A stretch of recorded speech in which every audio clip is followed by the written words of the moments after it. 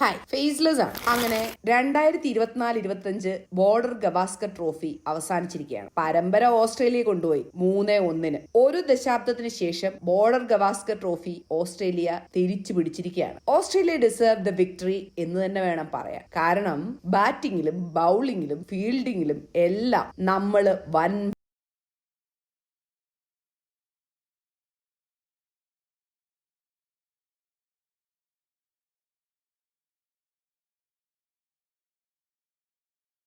ആണ് man of the series. Border Gavaskar trophy പരമ്പരയും test championship ഫൈനലും പോയാൽ എന്താ, പ്ലെയർ ഓഫ് ദി സീരീസ് നമുക്ക് കിട്ടിയല്ല. വേറെ എന്ത് ഇതിനെ കുറിച്ച് പറയാനാ? ഒരു ഫൈറ്റ് പോലും ചെയ്യാതെ കീഴടങ്ങി വന്നിരിക്കുന്നു നമ്മുടെ ടീം. ക്ഷീണം കാണും. ഇനി ഇന്ത്യക്ക് ടെസ്റ്റ് സീരീസ് ഉള്ളത് ഇംഗ്ലണ്ടിലാണ്. തോറ്റാലും കുഴപ്പമില്ല, കുറച്ച് ഫൈറ്റ് ചെയ്യുന്ന ഒരു ടീമിനെ അയക്കാനെങ്കിലും നോക്കിയിരുന്നെങ്കിൽ നന്നായിരുന്നു. സീനിയേഴ്സ് ഒക്കെ അശ്വിന്റെ മാതൃക പിന്തുടർന്ന് പുറത്തു പോകണം. പകരം ഫോമിലുള്ള പ്ലേയേഴ്സ് വരട്ടെ. ബാറ്റിംഗ് കോച്ചായി വിക്രം രാത്തോറിനെ തന്നെ വീണ്ടും എടുക്കണം. പറ്റിയാൽ രാഹുൽ ദ്രാവിഡിനെ വീണ്ടും കോച്ചായി കൊണ്ടുവരണം. ഗൗതം ഗംഭീർ കോച്ച് എന്നുള്ള നിലയിൽ ഒരു വൻ പരാജയമാണ്. രാഹുൽ ദ്രാവിഡ് ആൻഡ് രോഹിത് ശർമ്മയുടെ കീഴിൽ ഇന്ത്യ വലിയ ഉയരങ്ങൾ താണ്ടിയപ്പോൾ ഗംഭീറിന്റെ വരവോടെ ഇന്ത്യൻ ടീം തകർന്ന് തരിപ്പണമായി. ന്യൂസിലൻഡിനോട് ഹോം സീരീസ് 3-0 തോറ്റപ്പോൾ തന്നെ ഈ BGTയുടെ റിസൾട്ട് എന്തായിരിക്കുമെന്ന് ഏറെക്കുറെ ഊഹിക്കാവുന്നതായിരുന്നു. ഇന്ത്യയെ സംബന്ധിച്ച് ഒരുപാട് തിരുത്തലുകളും തിരിഞ്ഞുനോട്ടവും മാറ്റങ്ങളും ഉണ്ടാവേണ്ട ഒരു ടെസ്റ്റ് സീസൺ ആണ് കടന്നുപോയത്.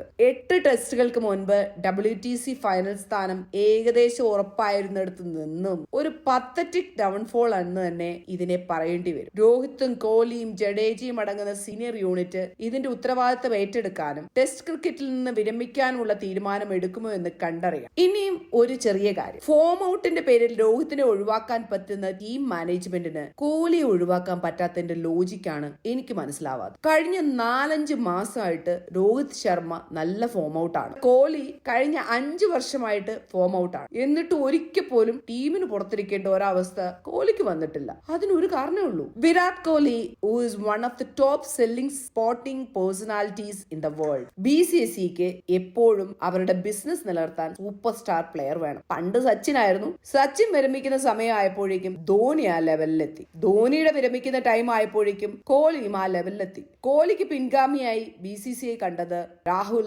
പന്ത്, ഗിൽ ഒക്കെയായിരുന്നു. പക്ഷെ അവർ ആ ലെവലിൽ എത്തിയിട്ടില്ല. അതുകൊണ്ട് കോഹ്ലിക്ക് ഒരു 2 ഇയർ കൂടി BCCIയുടെ ബാക്കിംഗ് കിട്ടാൻ തന്നെയാണ് സാധ്യത.